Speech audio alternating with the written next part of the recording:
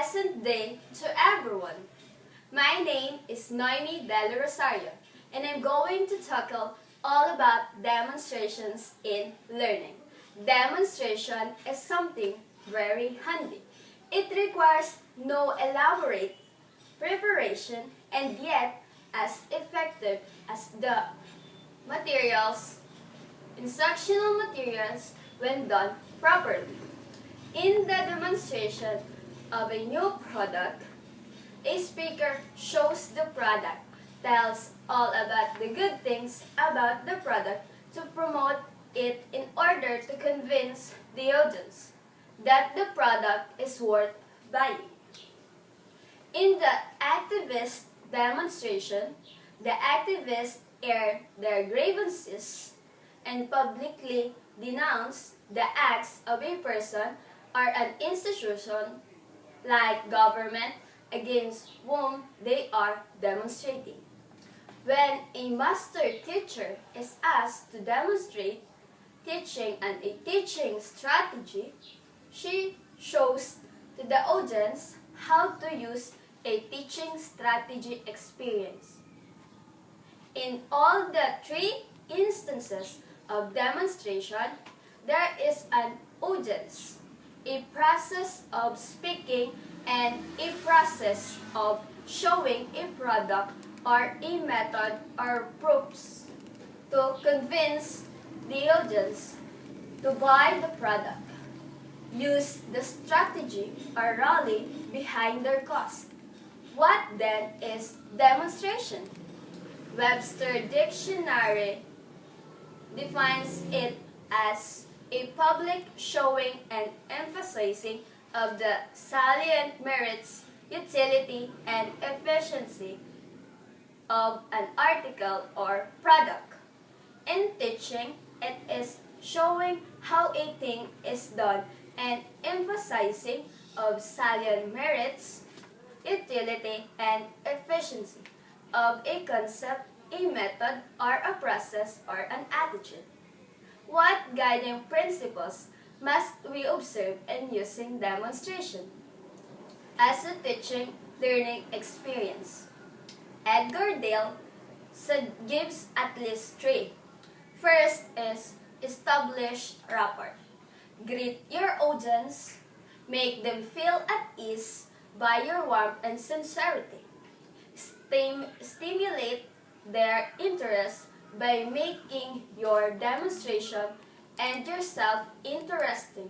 Sustain their attention. Second one is avoid the COIK fallacy. Clear only if known. What is this fallacy? It's the assumption demonstrator is clear to the expert demonstrator is also clearly known to the person for whom the message is intended. To avoid the fallacy, it is best for the expert demonstrator to assume that his audience knows nothing or a little bit about is intending to demonstrate, for him to be very thorough, clear, and detailed in his demonstration, even to a point in his demonstration. The third one is watch for key points. What are the key points?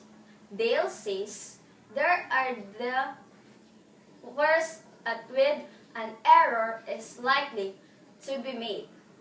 The places at which many people stumbled and where the knacks and tricks of the trade are especially important. The good demonstration recognizes possible stumbling blocks to learners and highlights them in cause. What are usually highlighted are the don'ts of a process or a strategy.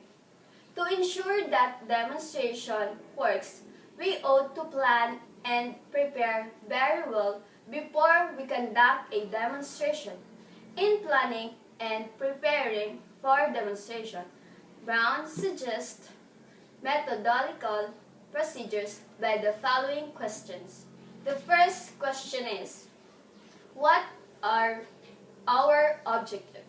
Second is, how does your class stand with respect to this objective? This is to determine the entry of knowledge and skills of your students. The third is there a later way to achieve your ends? If there is a more effective way to attain your purpose, then replace the demonstration method with the more effective one. Fourth one is, do you have an access to all the necessary materials and equipment to make the demonstration?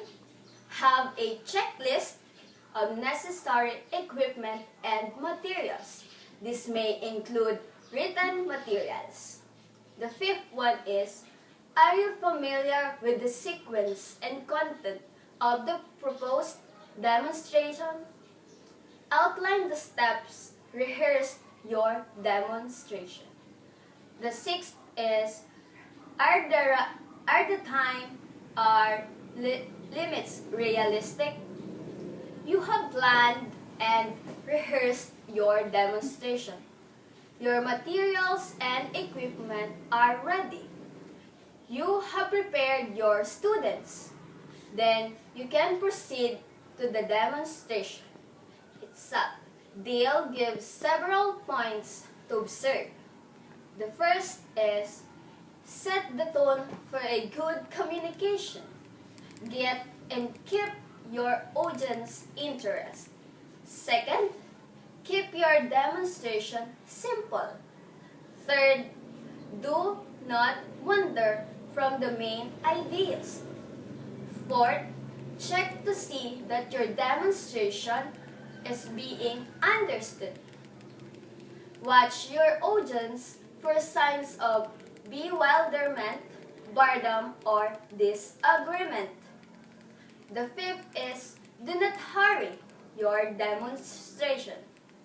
Asking questions to check understanding can serve as a break. Sixth is, do not drag out to the demonstrations. Interesting things are never dragged out. Seven is, summarize as you go alone and provide a concluding summary. Use the chalkboard or overhead projector, charts, diagrams, PowerPoints, and whatever or other materials are appropriate to synthesize your demonstration. The eighth is, hand out a written materials at the conclusion. What can you ask to evaluate your classroom demonstration? Dale enumerates. One is, was your demonstration adequately and skillfully prepared?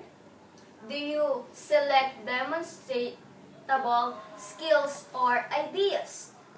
Were the desired behavioral outcomes clear? Second is, did you follow the step-by-step plan? Third is, did you make use of additional materials appropriate to your purposes? Chalkboard, fieldboard, pictures, chart, and diagrams, models, overhead transparencies, and slides. Was the demonstration itself correct? Was your explanation simple enough so that most of the students understood it easily? Did you keep checking to see that all your students were concentrating on what you were doing? Could every person see and hear if a skill was demonstrated? For imitation, was it presented from the physical point of view of the learner? Did you help students do their own generalization? Did you take enough time to demonstrate the key points? Did you review and summarize the key points? Did your students participate in what you were doing by asking thoughtfully? Question at the appropriate time. Did your evaluation of students' learning indicate that your demonstration achieved its purpose? A good demonstration is an audio-visual presentation. It is not enough that the teacher talks. To be active, his or her demonstration must be accompanied by some visuals. To plan and prepare adequately for a demonstration, we first determine our goals, the materials we need, your steps, and rehearse. In the actual conduct of the demonstration itself, we see it that we get and sustain the interest of our audience.